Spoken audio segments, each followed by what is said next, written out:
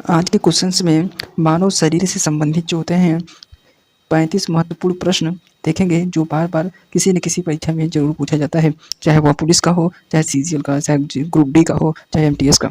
जितने भी क्वेश्चंस हैं किसी न किसी एग्जाम में पूछे गए हैं, तो ये क्वेश्चन को ध्यान से दीजिएगा, देखिएगा और अच्छे से रिविजन कर लीजिएगा। क्वेश्चन शुरू करते हैं। क्वेश्चन नंबर हमारा फर्स्ट है कि मनुष्य में कुल कितनी हड्डियां होती हैं। तो ध्यान दीजिएगा, इसमें अगर हड्डियों की बात करता है, इसमें दो कंडीशन बनता है, एक शिशुअवस्था में हड्डियों की संख्या, एक वयस्क में हड्डियों की संख्या। तो अगर नॉर्मल हड्डियों की संख्या पूछे तो ऑप्शन जो होता है बी हो जाएगा, ऑप्शन बी हो जाएगा, 206 होती हैं हड्डियां। ठीक है, नेक्स्ट क्वेश्चन देख लेते हैं। क्वेश्चन नंबर हमारा जो होता है 2 है। क्वेश्चन नंबर हमारा 2 है कि भाई ये बताओ कि नवजात शिशुओं में हड्डियों की संख्या लगभग कितनी होती है। तो नवजात शिशुओं के में हड्डियों की संख्या कितनी होती है। तो ध्यान दीजिए, लगभग 300 होती है, ऑप्शन सी हो जाएगा। ठीक है, नेक्स्ट क्वेश्चन देख लेते हैं। क्वेश्चन नंबर हमारा जो होता है, क्वेश्चन नंबर 3 है।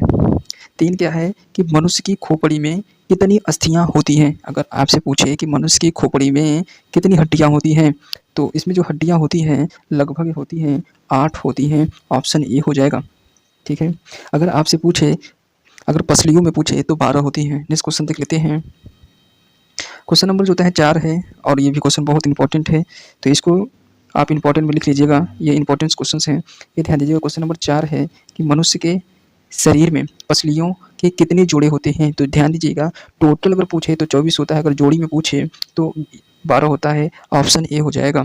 ठीक है, नेक्स्ट क्वेश्चन देख लेते हैं। क्वेश्चन नंबर हमारा 5 है, और ये भी क्वेश्चन बहुत इंपॉर्टेंट है। तो मानव शरीर में सर्वाधिक प्रबल अस्थि होती है। तो ध्यान दीजिएगा, मानव के शरीर में सबसे प्रबल जो अस्थि होती है वह कौन सी होती है। तो ये ध्यान दीजिएगा, ऑप्शन बी हो जाएगा, जबड़ी की होती है। ठीक है, नेक्स्ट क्वेश्चन देख लेते हैं। क्वेश्चन नंबर हमारा है 6। क्वेश्चन नंबर 6 है कि मानव शरीर की सबसे छोटी हड्डी कौन सी होती है। तो ध्यान दीजिए, ये क्वेश्चन बहुत इंपॉर्टेंट है, इसको आप पढ़ लीजिएगा। इसका जो होता है कि मानव शरीर की सबसे छोटी हड्डी जो होती है वह स्टेपिज होती है। कौन सी होती है? स्टेपिज होती है। अगर आपसे पूछ लेता है कि ये कहाँ पाई जाती है, तो ये बता दीजिएगा कि ये जो होते हैं कान की हड्डी होती है। नेक्स्ट क्वेश्चन देख लेते हैं। क्वेश्चन नंबर जो होता है 4। क्वेश्चन नंबर हमारा 7 है कि मानव शरीर की सबसे लंबी हड्डी कौन सी होती है। ये भी क्वेश्चन इंपॉर्टेंट है और एग्जाम में पूछी जाती है, तो इसको आपको मालूम होना चाहिए। मानव शरीर की सबसे लंबी हड्डी पूछे तो ध्यान दीजिएगा फीमर होती है, और कहाँ पर होती है तो वह जांघ की हड्डी होती है। तो ऑप्शन क्या हो जाएगा? डी हो जाएगा, फीमर होता है। नेक्स्ट क्वेश्चन देख लेते हैं। क्वेश्चन नंबर हमारा 8 है। 8 में है कि निम्नलिखित में से कौन जो होते हैं मानव के पैर की हड्डी नहीं है। तो मानव के पैर की हड्डी, बहुत सारी हड्डियां होती है, उसमें से कौन सी हड्डी नहीं है, उसको हमको छांटना है। तो ध्यान दीजिएगा, टिबिया जो होती है हमारी हड्डी होती है वो पैर की हड्डी होती है। अगर ह्यूमरस जो होती है, ह्यूमरस जो हड्डी होती है वह हड्डी हमारा जो जो शोल्डर होता है, शोल्डर के पास की जो ऊपरी वाला भाग होता है वहाँ पर ह्यूमरस हड्डी पाई जाती है। तो ऑप्शन जो होता है बी हो जाएगा, ह्यूमरस। फीमर अगर पूछे तो फीमर भी पैर की होती है, अगर फिबुला पूछे तो फिबुला भी होता है। तो ऑप्शन जो होता है बी हो जाएगा। ह्यूमरस जो होती है वह कहाँ की हड्डी होती है, तो अगर पूछे कंधे की जोड़ होती है या ऊपरी भाग का हड्डी होती है, लेकिन पैर की हड्डी नहीं होती है। नेक्स्ट क्वेश्चन देख लेते हैं। क्वेश्चन नंबर हमारा 9 है।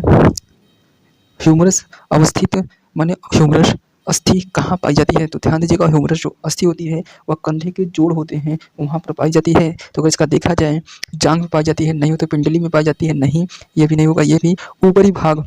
ठीक है, कौन सा दे रहा है कि ऊपरी भाग, तो हाँ ऊपरी भाग होगा, क्योंकि जो शोल्डर होता है, शोल्डर के जो ऊपरी भाग होता है वहीं पर पाया जाता है। ये क्वेश्चन बहुत इंपॉर्टेंट है, आप इसको याद कर लीजिएगा, ये एग्जाम में पूछा गया है। ठीक है, नेक्स्ट क्वेश्चन देख। क्वेश्चन नंबर हमारा है 10 है। टीबिया नामक हड्डी किस में पाई जाती है। तो टीबिया नामक जो हड्डी होती है वह टांगों की हड्डी होती है, ऑप्शन बी होता है। यही अभी जो ऊपरा क्वेश्चन पूछा था कौन सा भिन्न था, वही उसी में से यह क्वेश्चन बना है। तो क्वेश्चन किसी भी टाइप से बना सकता है, इसको आपको मालूम होना चाहिए। ये भी क्वेश्चन बहुत इंपॉर्टेंट है, आपको मालूम होना चाहिए। नेक्स्ट क्वेश्चन देख लेते हैं। क्वेश्चन नंबर हमारा है कि 11 मानव शरीर के किस अंग में हड्डी सबसे लंबी होती है। अगर आपसे पूछे कि मानव शरीर के किस भाग में या किस अंग में हड्डी सबसे लंबी होती है, तो ध्यान दीजिएगा वो जांघ की हड्डी जो होती है सबसे लंबी होती है। ये क्वेश्चन बहुत इंपॉर्टेंट है, इसको आपको भी याद होना चाहिए। एक ही ध्यान दीजिएगा, जांघ की हड्डी में कौन सी हड्डी होती है, तो ना पूछे फीमर होती है। फीमर हड्डी जो होती है सबसे लंबी होती है। अगर सबसे कठोर बात करते हैं कि इसकी कठोरता जो होती है, कि अगर शरीर का सबसे कठोर भाग पूछे तो वह एनिमल होता है, जिसे हम जबड़े कहते हैं। इतना चीज़ आपको मालूम होना चाहिए। नेक्स्ट क्वेश्चन है, क्वेश्चन नंबर हमारा 12 है। क्वेश्चन नंबर 12 है कि दांतों और हड्डियों में पाए जाने वाला जो तत्व कौन सा होता है। तो ध्यान दीजिएगा, जो दांतों में और हड्डियों में, दांत में और हड्डियों में जो पाए जाने वाला जो तत्व होता है, ऑप्शन देख लेते हैं। पोटेशियम और कैल्शियम, ये तो नहीं होता है, ठीक है। पोटेशियम और कैल्शियम, कैल्शियम होता है लेकिन पोटेशियम नहीं होता है। पोटेशियम, कैल्शियम और मैग्नीशियम, ये भी नहीं होता है। लेकिन कैल्शियम और फास्फोरस, तो ऑप्शन जो होता है सी हो जाएगा, कैल्शियम और फास्फोरस हो जाएगा, ठीक है। नेक्स्ट क्वेश्चन देख लेते हैं। क्वेश्चन नंबर जो होता है 13 है।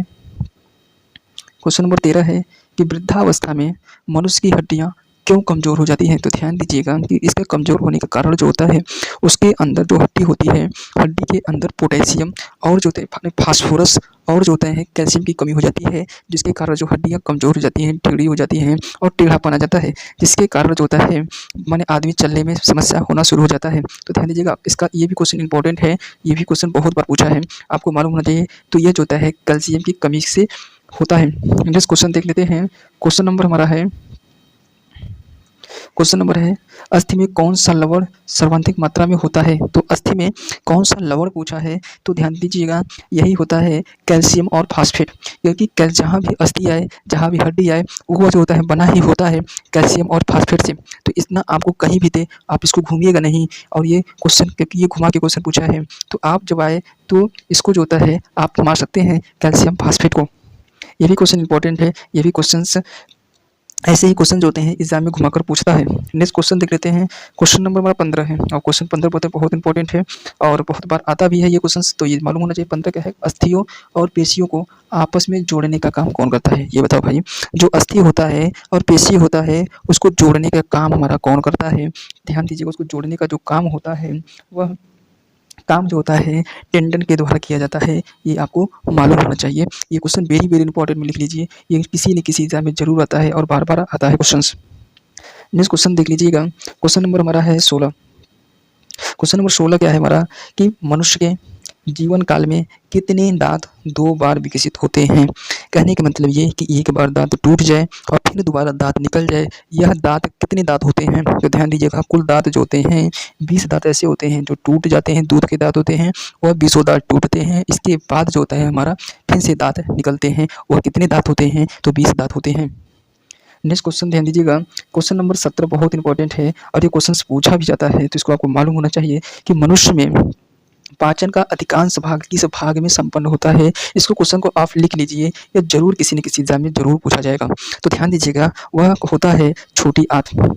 छोटी आंत में क्या होता है कि रसांकुर होते हैं, रसांकुर के माध्यम से जो होते हैं जो कार्बोहाइड्रेट के जो छोटे छोटे ये होते हैं कैल्शियम, हाइड्रोजन और फास्फोरस के रूप में जो होते हैं, या प्रोटीन होते हैं, अवशोषण करके बॉडी के बॉडी के जो होता है, जो ब्लड होता है सप्लाई करने के बाद वो पूरे शरीर के हर एक कोशिका में जो होता है भेज दिया जाता है। तो इतना चीज़ आपको मालूम होना चाहिए, ठीक है। अधिकांश जो पाचन होता है छोटी आंत में होता है। इसका रीजन क्या होता है कि वहीं से जो होता है छोटी आंत से ही जो होता है हमारा इसका अवशोषण किया जाता है। नेक्स्ट क्वेश्चन देख लेते हैं। क्वेश्चन नंबर हमारा जो होता है 18 है, और वो भी बहुत इंपॉर्टेंट है, आपको मालूम होना चाहिए।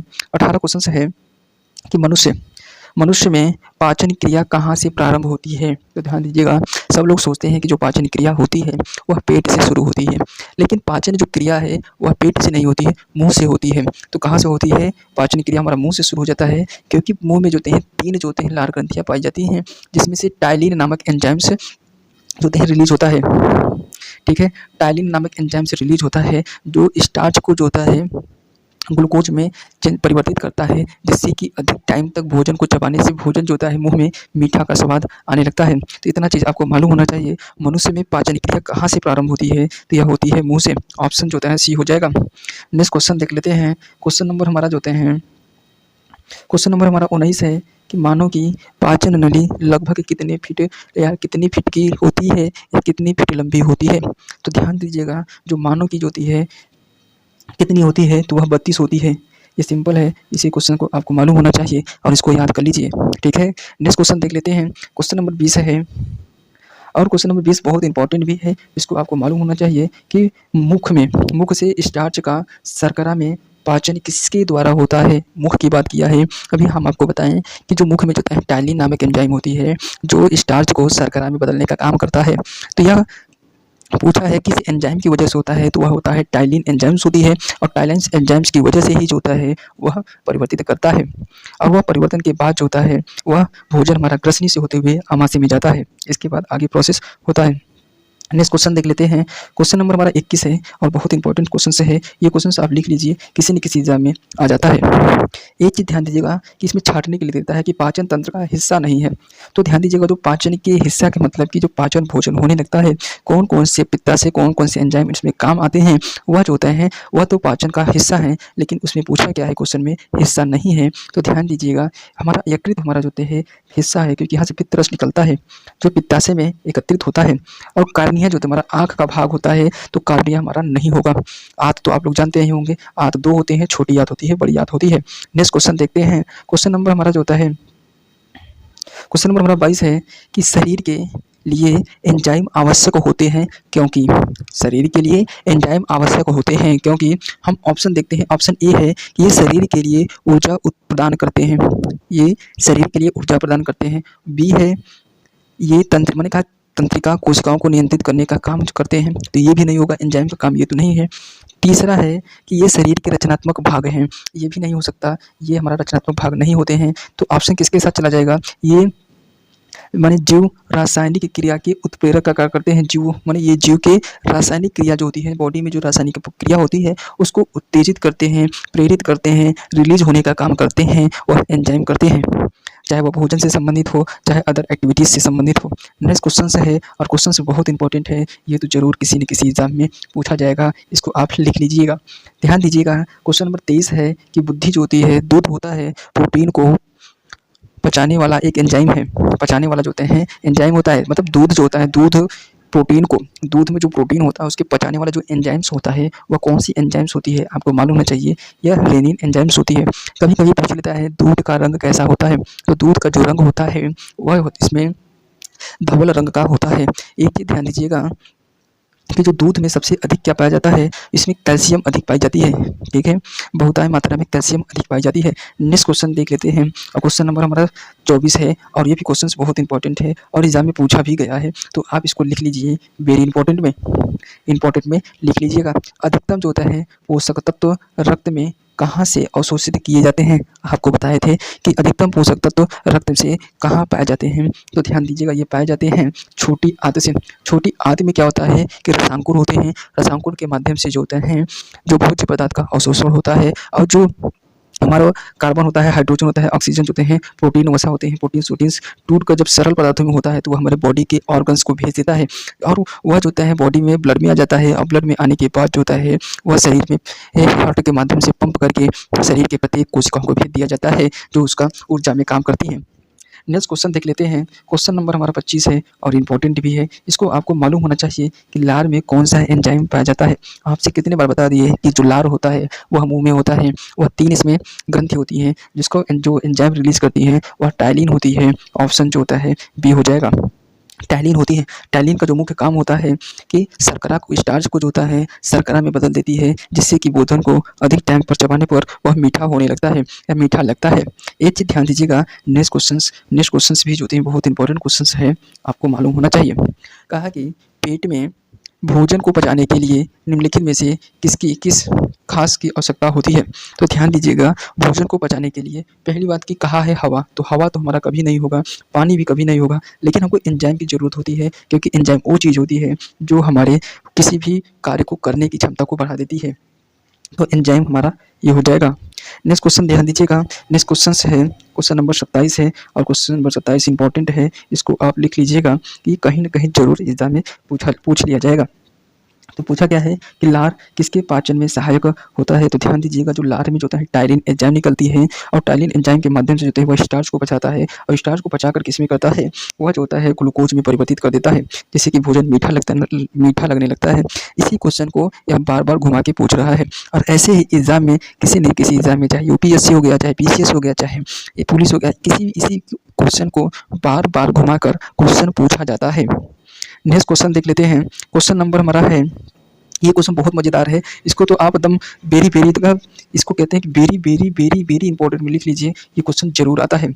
ध्यान दीजिएगा, क्वेश्चन है कि मानव के आमाशय में अम्ल जो होता है यक्स उत्पन्न होता है जो भोजन के पाचन में सहायक करता है। तो यक्स क्या है, तो मानव के आमाशय में तो जो भोजन होता है वह पूछा एस्टिक अम्ल होता है। तो ध्यान दीजिएगा, जो आमाशय में हमारे क्या पाया जाता है, हाइड्रोक्लोरिक अम्ल पाया जाता है, उसी हाइड्रोक्लोरिक अम्ल को जो होता है वह यक्स नाम दे दिया है। तो यक्स क्या है, तो ध्यान दीजिएगा वह हाइड्रोक्लोरिक अम्ल होता है। अगर आपसे पूछे कोई ये बताओ भाई हाइड्रोक्लोरिक अम्ल का काम का बा, तो अगर हाइड्रोक्लोरिक अम्ल का आपसे काम पूछे तो आप ये बताइए जो भोजन आता है उसको अम्लीय करने का काम करता है, जिससे कि जो होते हैं जो जीवाणु हो नष्ट हो जाए, और जो मांस वांस खाने वाले जो व्यक्ति होते हैं उसमें हड्डी जो छोटी हड्डी होती है वह गलाने का काम जो होते हैं हाइड्रोक्लोरिक अम्ल करता है। कभी आपसे ये भी पूछ लेता है कि हाइड्रोक्लोरिक अम्ल जो होता है वह जो होता है हाइड्रोक्लोरिक जो अम्ल होता है वह हमारे पेट को क्यों नहीं नुकसान करता, क्योंकि उसके चारों ओर जो होते हैं आमाशय के चारों ओर श्लेष्मा की झिल्ली होती है जिससे जो हमारे आमाशय को सुरक्षा प्रदान करती है। तो इतना चीज़ आपको मालूम होना चाहिए।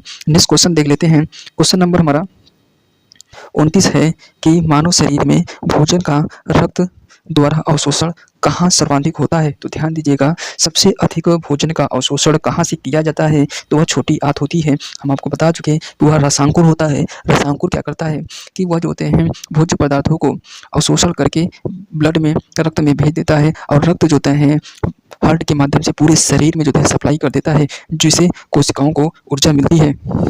नेक्स्ट क्वेश्चन देखिएगा, क्वेश्चन नंबर हमारा 29 है और बहुत इंपॉर्टेंट है और इसको लिख लीजिएगा, ये क्वेश्चन एग्जाम में पूछा जाता है। ध्यान दीजिएगा, प्रोटीन का पाचन कहाँ से प्रारंभ होता है। तो ध्यान दीजिएगा, प्रोटीन का जो पाचन होता है वह मुख गुहा से होता है। यहाँ से ये देखो प्रोटीन का पाचन किया है, तो प्रोटीन का जो पाचन होता है वह हमारा जो होता है छोटी आंत से होता है। अगर भोजन का पाचन कहें तो मुख गुहा से होता है, अगर प्रोटीन का पाचन कहे तो हमारा छोटी आंत से होता है। ये क्वेश्चन ध्यान दीजिएगा, इसमें कंफ्यूजन बहुत लोग करते हैं। आप इसको इंपॉर्टेंट वेरी वेरी इंपॉर्टेंट में लिख लीजिए, किसी न किसी एग्जाम में जरूर आता है। नेक्स्ट क्वेश्चन देख लेते हैं। क्वेश्चन थोड़ा लेंदी है लेकिन बहुत इंटरेस्टिंग है, आपको एग्जाम में आ सकता है।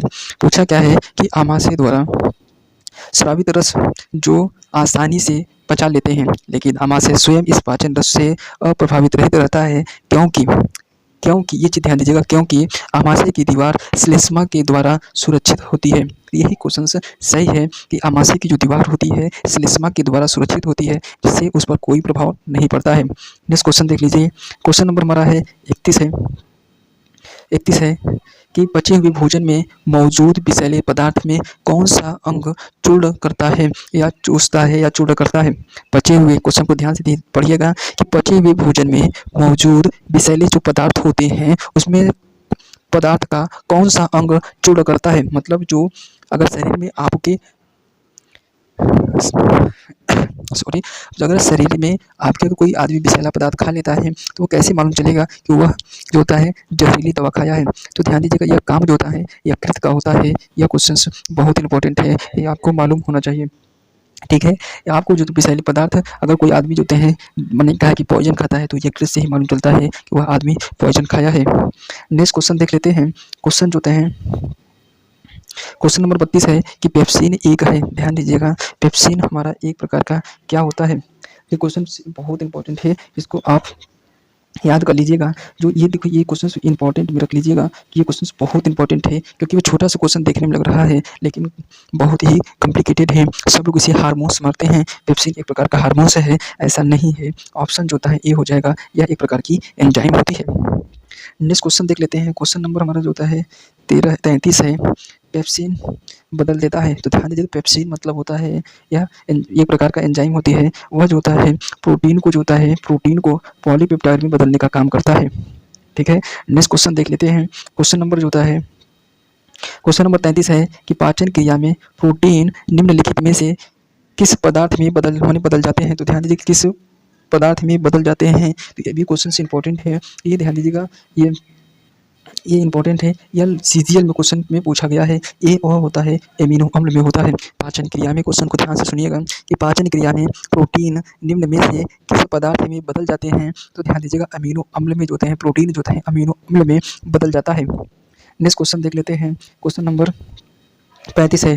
क्वेश्चन नंबर 35 है कि पित्त निम्न में से किसके द्वारा पैदा किया जाता है? पित्त किसके द्वारा पैदा किया जाता है? ध्यान दीजिएगा पित्त जो होता है यकृत से निकलता है, जो पित्ताशय में एकत्रित होता है। तो अगर इसका सही जवाब जो होता है ऑप्शन ए हो जाएगा।